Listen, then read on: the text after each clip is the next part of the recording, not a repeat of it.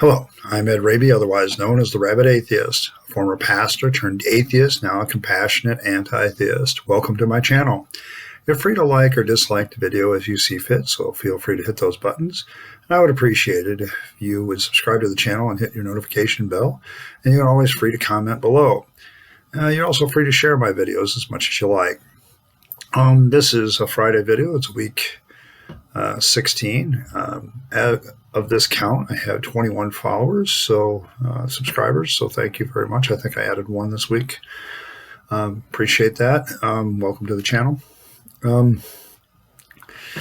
This week has been kind of an interesting week for comments because I've gotten,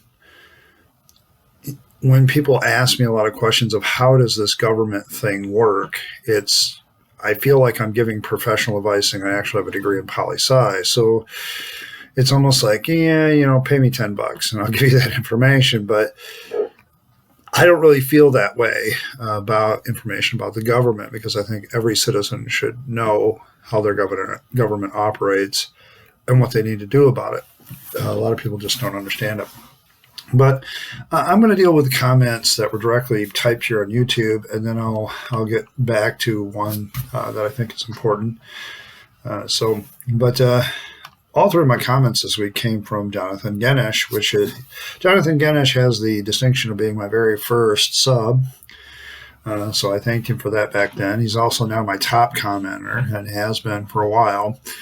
And I appreciate his interaction because he does, his comments are usually fairly short, but last week after I did my week 15 video on what it's like to be a pastor, to survive, his response was, to survive the ministry, you have to have balls of steel. There's some truth to that. It's really hard to lead in church because, especially when you know that church people can just pick up and leave. On the one hand, you're trying to get something done, and on the other hand, anybody you're trying to utilize with that, get them to volunteer to do things, they can always just take off and leave on you. So you got to walk this fine line of motivation and yet trying to be a strong leader, and it's not always that easy. Probably every church I had a strong man, had a person in it that was really the person in charge of that church and who everybody looked to. Now, I always tried to get that person on my side, but most of the time that person had their own view of what a church should be, and it didn't really help me one bit. One of the things that really bothered me back then was, this is my livelihood, but somebody else is calling the shots. And in a congregational government, that tends to be the case. And so, yeah, in some ways, you got to have balls of steel. In other ways, you just have to be a good con artist. Although I don't think any minister really thinks they're being a con artist. There are a lot of ministers that genuinely believe that these stories are true.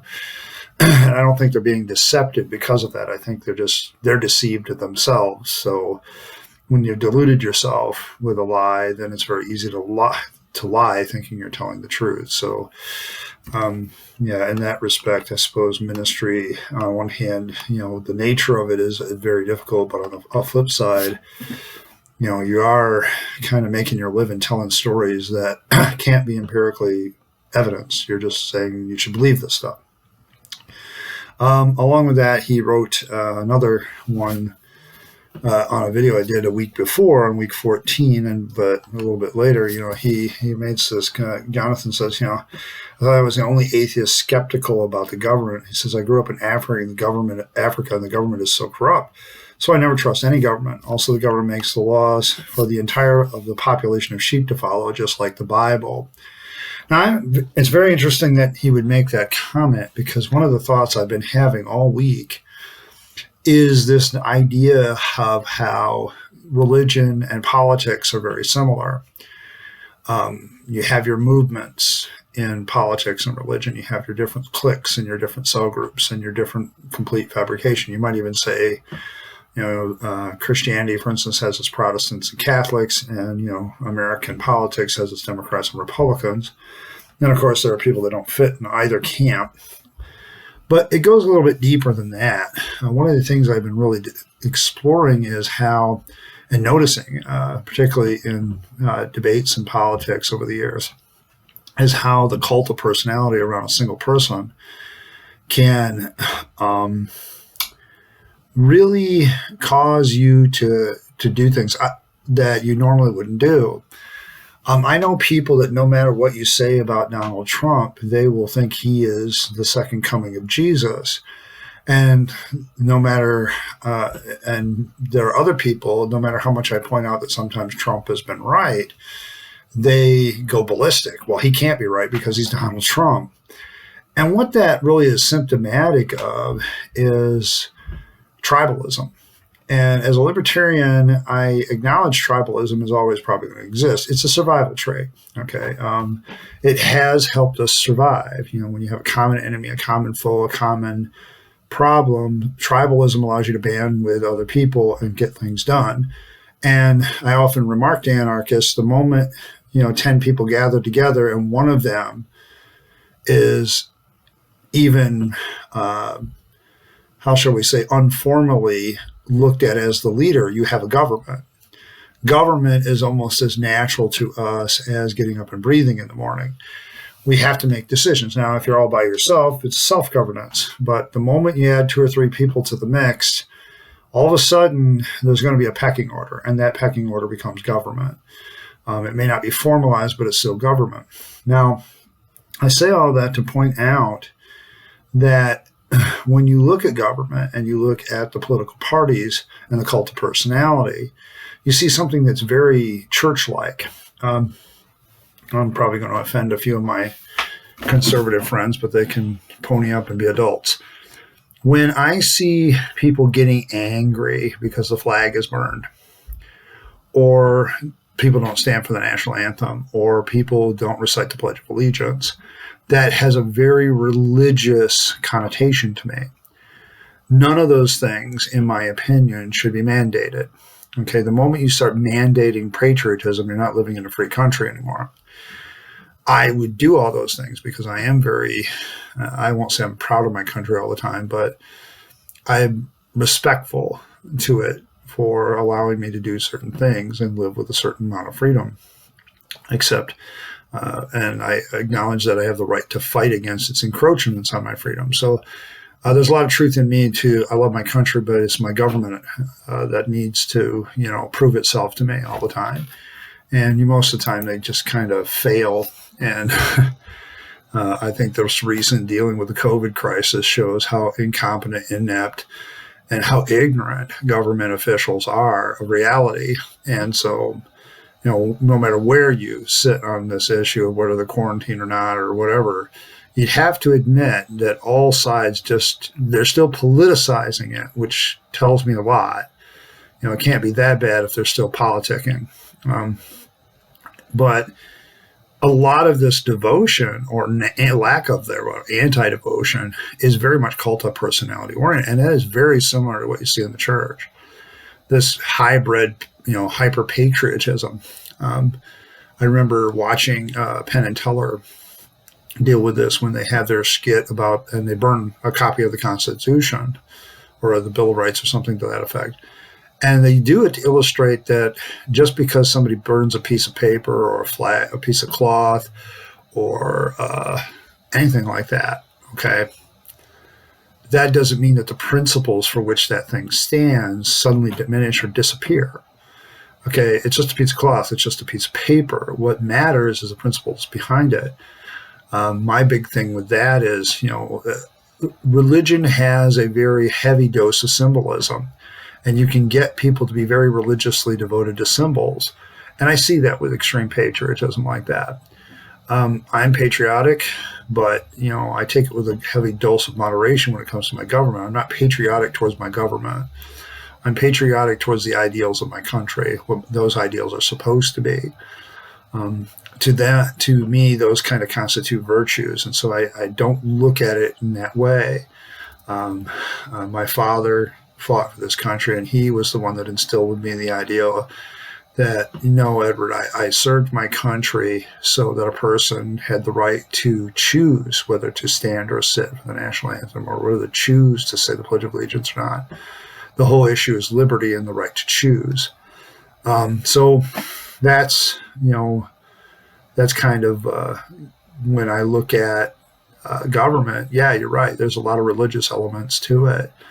Big cult of personality, big symbolism, big, dedication to ideology to the point of not hearing the other side. I think that's pretty evident in most politics today in America. Everybody is so polarized, and there's just no good way to have a dialogue with the other side without that person's own side and your person's own side pointing fingers at you and saying you're being a traitor for talking to them. No, I'm not. If you think about it, name me how many of you, out there have changed your position and viewpoint on things over the years. If you haven't, then you're a pretty narrow-minded person, because you're basically saying, I found everything and now I don't need to change. But most of us, I think, we process new information and we change our viewpoint. We may not change it much, but we have to come along. I mean, for me, the departure from faith, was a years and years process, but it did change me, and I did over time change. So people can change their viewpoint, but they have to be open-minded enough to hear the other side, and I just don't see that in modern politics. And it's really very reminiscent of Christianity, where you have a sect of Christianity that doesn't listen to the other one, or they think the other sect is a heretic or whatever else, and they just won't deal with them. Nobody will talk with each other. Nobody will deal with each other. Protestants thinking that all Catholics are going to hell, and Catholics thinking all Protestants are going to hell. And you'll have the diehards on both sides basically going forward. And so your comment is a very good one, Jonathan, because what you see is a real attempt to get a bunch of people to follow you in politics, which is very similar to religion, in the fact that religion promotes an ideology that people in that religion want you to follow. And then they want you to act according to that ideology. And the very same thing is true in politics. There isn't a lot of leeway. And the reason I don't trust government is it's made up of politicians that think this way, that they have this party loyalty to the point that you can't even dialogue with another person in another party without being considered a traitor. I don't see how that's going to be profitable going forward long term. Eventually, you got to work together, and you have to go forward with that. On my Life for Christ, my Tall Tale of Jesus this last week, Jonathan also had this comment about Elizabeth. She said, maybe Elizabeth's baby jumped because it was startled by Elizabeth's excitement to see Mary. Babies start to make significant movements in the second trimester, and they jump if a sudden noise occurred. Very well be people back then didn't have any medical knowledge of babies and misread it, or they simply could be the author trying to deify Jesus before he was born. Yes. Okay. I think, whether or not Elizabeth and Mary actually existed is a real debatable point. But if they did, yeah, given the nature of how they looked at the universe, everything becomes a spiritual explanation. God does this, God does that. There's agency assumed, okay, in a lot of the ancient mindset. So, yes, a woman hears a greeting from a cousin that hasn't seen her in years, and she's carrying this baby, and it's it's second trimester, it's 6 months pregnant. It jumps, leaps, does something, and that is interpreted as being filled with the Holy Spirit, and that's interpreted as being something going forward that is special, and that makes that child special. But the idea of deifying Jesus before he was born, yeah, that's very present in the later Gospels. Not so much in Mark. Mark seems to be the guy that seems to be the most sane about it. But, as the other ones grow, what you get is a constantly growing tall tale, which has been the whole point of my series. A tall tale that has very few witnesses to it, but a lot of embellishment. And I think in this case, yeah, an ancient woman might feel her baby move and give it a spiritual significance back then. In fact, it's highly likely. Whereas today, because of what we know, there may not necessarily be any spirit. Oh, the baby's just moving. There's nothing significant about that. They exercise and they move. They got to get ready for leaving the womb and being out in the open. So, they didn't really have any good medical knowledge, as he points out. And so you have to take that with a grain of salt, in the sense that, any kind of movement like that can be interpreted as overly spiritualized. But there's no evidence that, what evidence would you use to show that Elizabeth was actually filled with the Spirit, so on and so forth. And I'll talk more about that on future Tall Tales of Jesus episodes. But I thought this one deserved a nod. I also want to deal with a question that somebody gave to me just very recently. I think it was today. They asked me what I thought about the movie Plandemic. Now, Plandemic is a controversial film that basically says that the whole coronavirus is conspiracy theory, and it's conspiracy theory based. Okay.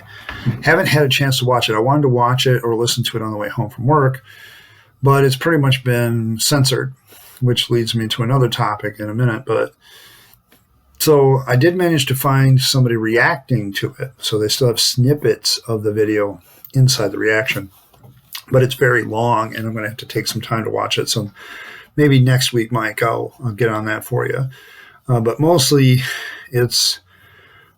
I'm going to say that the main issue, the main thrust of it is the anti-vaxxers have basically said that COVID is made-up disease to get us to think positively about vaccinations again, so on and so forth. I would say that without vaccinations, a lot of us would have died of polio and smallpox a long time ago. And the COVID virus would seem like a piker compared to some of the things a lot of us would have died of from already. So I don't, like I said, I hold a lot of value to science. I think science can get deeply as political and stupid as any other human endeavor, but it has a lot of safeguards built into it to avoid that. And so that's kind of where I kind of deal with it. So I will get back to you, but from a standpoint of looking at it, the real problem I have with it at this point is that it was banned and censored and removed from various websites. I don't like it when non-conspiracy theorists or people who think they're purifying information on the internet get to do that. The best defense against bad free speech is good free speech, not censoring. I think censoring just lends to the credibility that it's conspiracy. See, it's a conspiracy. They removed it. They don't want you to know. I guess recently somebody asked me about rights to, do we have like an absolute right to free speech, given that, companies like Facebook and Twitter can remove your comments? And the answer I had is that, it says it seems to me it's a debatable point. It's just nobody's sued over it yet. If I had, it's interesting that there's a lot of YouTube channelers that have threatened YouTube with lawsuits, and YouTube has backed down, because I think the one thing YouTube doesn't want to do is go to court over this issue. Because if a gay couple can force a Christian baker to bake a cake for them, because if he doesn't, it violates their civil rights, then I, as a YouTuber, can force YouTube to put my videos on YouTube, regardless of how crazy that might be, because if you don't, you violate my right to the freedom of speech. And it's at that point that I think a lot of social media sites may get sued in the future, especially given the current events. Because, like I said, I don't think censorship does anything but lend credibility to the conspiracy theorists. Oh, see, I got censored before the truth came out. That's exactly what they're going to say, and that's the real problem. What you want to do instead is counter it with good information, to treat it as serious and, deal with it in that way. I don't know. Probably one other thing I just want to announce, and this has kind of been in response to another comment. When I was dealing with Pascal's Wager, there was a commenter that interacted with me, and one of the last questions he gave me was, well, are you going to deal with ancient literature like this in the future? Because I would love to see you do that. And I said, I'll think about it. I'm just not sure how I'll do it. For the last couple of years, I've run a blog called The Great Wayfarer. I've kind of toned myself back on that. I used to post every day. I got up to like 530 posts in a row per day, and just plowed it out. But what I think I'm going to do, one of the features on that blog that I have kind of removed for the time being is called the Pagan Pulpit, where I would basically, talk about some meditations that I'd had, and also take a text of something that I found particularly intriguing and expound on it like I used to when I was a preacher. Only I do this in writing. Somebody suggested to me that maybe I should do that on this channel instead, because then it would very much be like preaching. And I said, well, I'll think about it. So I guess I'd be interested in knowing what everybody thinks about, an atheist pagan sermon every Sunday morning at 10 o'clock. And basically that would involve me having some sundry thoughts that I found interesting, and then dealing with, say, a famous quote from an atheist or a pagan, and kind of dealing with it that way. I also may talk about some of my personal philosophy there, but it's going to be more of a pulpit situation, not as interactive. But I guess I would like to hear what people think about that. I think I'm debating whether to do it or not, and it's just one of those things. So that's by way of announcement. Once again, I want to welcome you to my channel. As you can see, comments have a way of influencing the determine the content of Friday's videos, and I will respond to comments when I can. You can also ask a direct question of me anytime if you're looking to understand something. You're always welcome to make me suggestions of what you'd like to see me do. I think the pagan pulpit has come out of that, where somebody said, hey, I'd like to see you do other ancient texts and literature and things like that. Okay. Maybe a more preacher format and talking about that might be a little bit better. Videos are uploaded Tuesday and Friday, roughly 6-ish. One thing I don't tolerate is name calling and in the comments, so be advised. You can demonstrate somebody's foolish, just don't call them a fool. Be sure to like and subscribe and get your notifications, and hopefully I can someday convince you to be a rabid atheist like myself. And in the meantime, this is Ed Rabyd, the Rabid Atheist, signing off and wishing you a good day, and stay safe.